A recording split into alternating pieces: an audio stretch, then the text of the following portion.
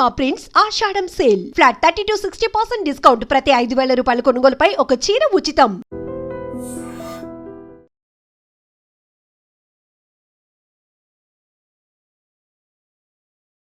ఒక విషాదకరమైనటువంటి వార్త. బాధాతప్త హృదయంతో జర్నలిస్ట్ సొసైటీ అంతా మాట్లాడుకుంటున్నటువంటి వార్త. We miss you Swechha. One of my ex colleague, writer, poet, anchor, activist, Telangana వాది స్వేచ్ఛ బలవన్ మరణానికి పాల్పడింది. కారణాలు ఏమైనప్పటికీ తను బలంగా వినిపించేటువంటి ఒక వాదన, కాళ్ళ మీద నిలబడాలి, ఉమెన్ ఎంపవర్మెంట్ అంటే ఏంటో చూపించుకోవాలి అని చెప్పేటువంటి స్వేచ్ఛ మరణం అనేది.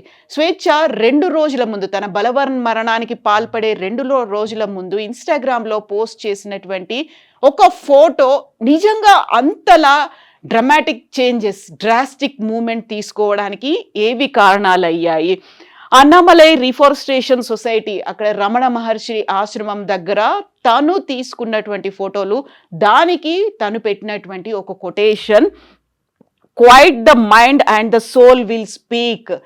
మనసు మూగని చేసుకుంటే, మనసుని కనుక మాట్లాడనివ్వకుండా చేసుకుంటే ఆత్మ మాట్లాడుతుంది, ఆత్మ ఓపెన్ అవుతుంది. అంటే మన ఎమోషన్స్ని మనం కంట్రోల్ చేసుకోగలిగితే కనుక ఆత్మ మాట వినొచ్చు, అప్పుడు మనం ఫ్రీగా ఉంటాము, ఓపెన్ అప్ అయ్యి మాట్లాడతాము అనేటువంటి మాట బుద్ధుడి కొటేషన్ని తను కోట్ చేస్తూ పెట్టినటువంటి ఒక పిక్చర్. యాక్చువల్గా ఏం జరిగి ఉంటుంది? 2 రోజుల్లోనే అంత తీవ్రమైనటువంటి ఒక డెసిషన్ ఎందుకు తీసుకుంది అనేది అర్థం కాని విషయం. ఇక్కడ ఎందుకని మనం ఇంతలా మాట్లాడుకోవాల్సి వస్తుంది? స్వేచ్ఛ ఒక జర్నలిస్ట్ మాత్రమే కాదు, యాంకర్ మాత్రమే కాదు, ఒక పోయెట్ కూడా.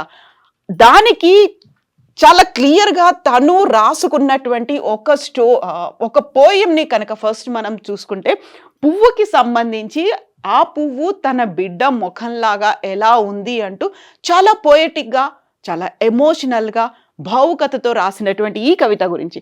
కడుపులోంచి బిడ్డ బయటపడి చేతుల్లోకి తీసుకొని గుండెల కద్దుకున్నప్పుడు, చిన్ని ప్రాణం, చిన్ని ముఖం, ఎంత చిన్నగా ఉంది నా చేతుల్లో అనుకున్నా. రాత్రంతా మేల్కొనే ఉండి చూస్తూనే ఉన్నా, ఈ చిన్ని ముఖం నా చేతుల్లో ఎప్పుడు నిండుతుందా అని. ఇప్పుడు దోసిలి నిండా పువ్వు ముఖం కూడా నా బిడ్డ నవ్వు ముఖంలాగా. స్వేచ్ఛ రాసినటువంటి ఈ పంక్తులు నిజంగా తన బిడ్డతో ఉన్నటువంటి అటాచ్మెంట్, ఆ బాండింగ్ గురించి కూడా చెప్తుంది. స్వేచ్ఛ ఒక డైవోర్సీ, తనకి 14 ఏళ్ల కూతురు ఉంది, సింగిల్ మదర్గా ఉంది. తనకు కూడా కొన్ని వ్యక్తిగతమైనటువంటి రీజన్స్ ఉన్నాయి. ఇప్పుడు వినిపిస్తున్నటువంటి వార్తలను బట్టి చూస్తే తను ఒక లివింగ్ ఇన్ రిలేషన్లో ఉంది. అక్కడే మనస్పర్ధలు వచ్చాయి, కుటుంబ కలహాలు వచ్చాయి. ఈ నేపథ్యంలోనే స్వేచ్ఛ బలవన్ మరణానికి పాల్పడింది అనేది. స్వేచ్ఛ మరణానికి ఆ యువకుడే కారణం అంటూ స్వేచ్ఛ పేరెంట్స్ కూడా చెప్తున్నటువంటి మాటలు, అలాగే మేము పోలీస్ స్టేషన్కి వెళ్ళి కంప్లైంట్ చేస్తాము అనేటువంటి మాటలు కూడా. అయితే ఇక్కడ మనం తన కూతురుతో ఉన్నటువంటి బాండ్, ఎమోషన్ గురించి షేర్ చేసుకున్న ఒక పోయెట్ని మనం చూసాము, ఒక కవితని మనం చూసాము. ఆ తర్వాత స్వేచ్ఛకు ఉన్నటువంటి ఒక కాన్ఫిడెన్స్, ఉమెన్ ఎంపవర్మెంట్ కావచ్చు, ఉమెన్ సెల్ఫ్ రెస్పెక్ట్ కావచ్చు, ఉమెన్ ఫైట్ చేస్తే ఎలాంటి లాభాలు ఉంటాయో అని చెప్తూ వెరీ రీసెంట్గా March 8 ఇంటర్నేషనల్ ఉమెన్స్ డే గురించి నాకు కూడా స్వేచ్ఛ షేర్ చేసినటువంటి ఆ మెసేజ్, నీ విశ్వవ్యాప్త విజయం కోసం కాలమే కదిలొచ్చి ఎదురు చూస్తుంది, ఓ మహిళ నిలిచి గెలిచేయి, హ్యాపీ ఉమెన్స్ డే అంటూ తను నాకు షేర్ చేసినటువంటి ఈ మెసేజ్. యాక్చువల్గా నిలిచి గెలువు అనేటువంటి ఒక మాట చాలా బలంగా చెప్పింది, నమ్మకంగా చెప్పింది, ధీమాగా, ధైర్యంగా చెప్పినటువంటి స్వేచ్ఛ అందరూ దీన్ని పాటించాలి. నీ విశ్వవ్యాప్త విజయం కోసం కాలం కదిలొచ్చి ఎదురు చూస్తుంది, నిలిచి గెలువు అని చెప్పినటువంటి స్వేచ్ఛ ఎందుకని నిలబడలేకపోయింది? గెలుస్తానన్నటువంటి నమ్మకం తనకున్నప్పుడు ఎందుకని ఓడిపోయింది? ఎందుకని కనీసం తన కూతురి గురించి కూడా ఆలోచించలేకపోయింది? కష్టాలు వస్తాయి, నష్టాలు వస్తాయి, బరువు ఉంటుంది, భారం అవుతుంది అనుకున్నప్పుడు కూడా కూతురు గురించి ఆలోచించి ఉంటే ఇలాంటి డెసిషన్ తీసుకోకపోయి ఉండేది కదా. నిజంగా ఇప్పుడు ప్రతి ఒక్కరిని కలిచివేస్తున్నటువంటి ప్రశ్న ఇది. దీంతో పాటుగా తను పోస్ట్ చేసినటువంటి కొన్ని ఫోటోలు, ఇక్కడ కనిపిస్తున్నటువంటి ఈ వ్యక్తే తన మరణానికి కారణమయ్యారు, బలవన్ మరణానికి కారణమయ్యారు అంటూ పేరెంట్స్ కూడా చెప్తున్నటువంటి మాటలు. అండ్ ఇక్కడే మనం ఇంకొక పోస్ట్ గురించి కూడా మనం చూసుకోవాలి. Don't make me walk when I want to fly. ఈ ఫోటో తనకు పెట్టుకున్నటువంటి caption don't make me walk when I want to fly. నేను ఎగరాలని అనుకుంటున్నప్పుడు నన్ను నడవనివ్వకండి అనే ఒక మాట 2020లోనే తను పోస్ట్ చేసుకుంది. అంటే తను ఎంత కాన్ఫిడెంట్గా ఉంది, తనకున్నటువంటి భావాలు కావచ్చు వాటన్నిటి గురించి వివరించినటువంటి స్వేచ్ఛ ఎందుకని బలవన్మరణానికి పాల్పడింది. తను పూర్ణచందర్ తను గతంలో తెలంగాణ మూవ్మెంట్లో పార్టిసిపేట్ చేశారు. ఇవన్నీ చేసినటువంటి పూర్ణచందర్తో తను వెరీ రీసెంట్గా రమణ మహర్షి ఆశ్రమానికి కూడా వెళ్ళి వచ్చింది. అక్కడే ఆ ఫోటోల్ని కూడా జస్ట్ ఒక 2 days బ్యాక్ ఇన్స్టాగ్రామ్లో తనకున్నటువంటి సోషల్ మీడియా అకౌంట్లలో పోస్ట్ చేసినటువంటి స్వేచ్ఛ ఇప్పుడు బలవన్మరణానికి పాల్పడడం వెనకాల తనే ఉన్నాడు అనేది కుటుంబ సభ్యులు, స్వయంగా తన కూతురు కూడా చెప్తున్నటువంటి మాటలు.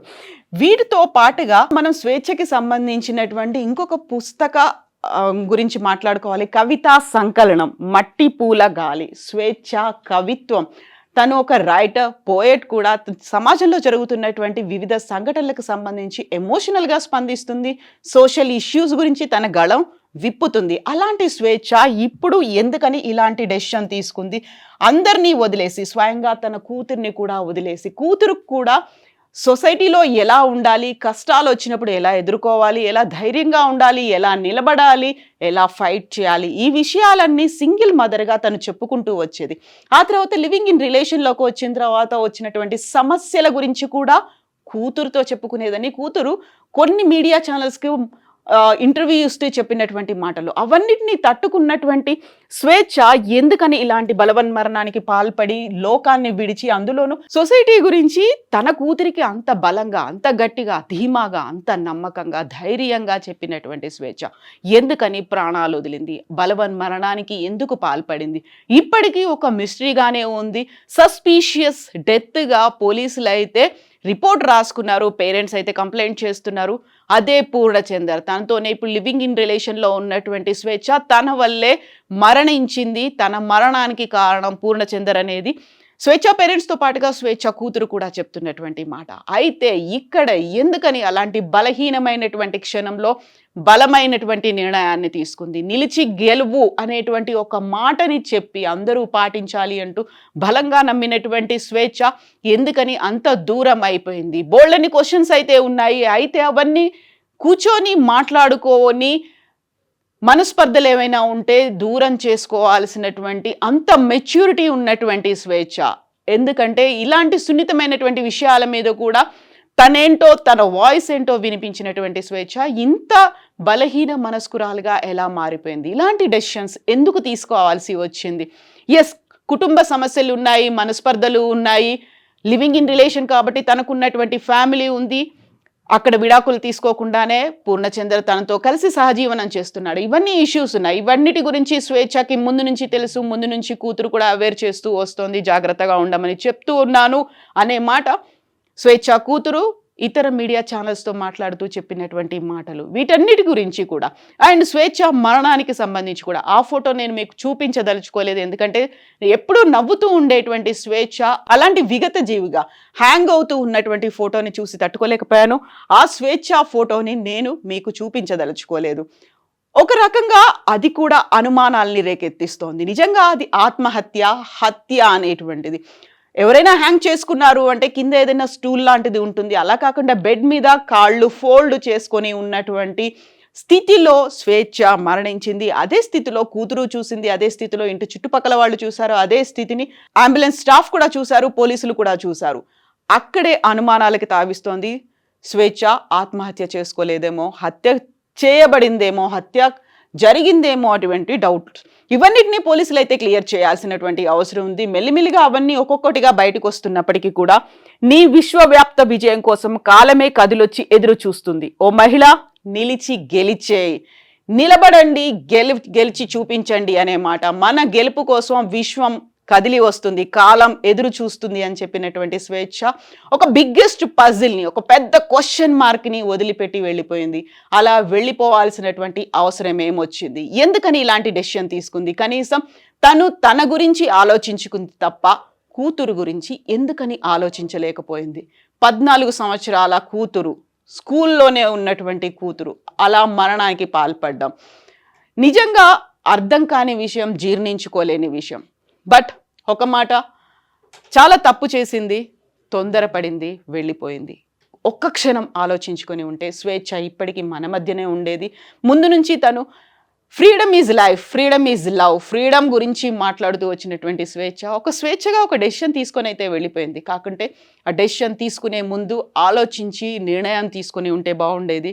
కూతురికి తల్లి మిగిలేది, తల్లిదండ్రులకి ఒక కూతురు కూడా మిగిలి ఉండేది. స్వేచ్ఛ, we really miss you and sorry to say, ఒక తప్పుడు నిర్ణయం తీసుకున్నావు, తొందరపాటు డెసిషన్ తీసుకున్నావు, అందరికీ దూరం అయ్యావు, అందరినీ ఏడిపిస్తూ వెళ్ళిపోయావు.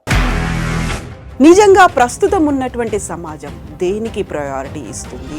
ఆర్థిక సంబంధాల చుట్టూ మాత్రమే తిరుగుతోంది. మళ్ళీ ఎన్నికలంగానే చాలా విరక్తి కలుగుతున్నాం. మంచి అనిపిస్తుంది కదా, లేడీస్ కూడా ఛాలెంజింగ్ జాబ్స్ చేసినప్పుడు చాలా బాగుంటది. ట్రాఫిక్ అసిస్టెంట్స్ గా నియమించిన ట్రాన్స్జెండర్స్ అందరితో సాల్యూట్ చేయించుకుంటున్నారు. ఫుడ్ డెలివరీ ఇవ్వటానికి వెళ్ళినటువంటి డెలివరీ బాయ్ అనిల్ పై కళ్ళ ముందు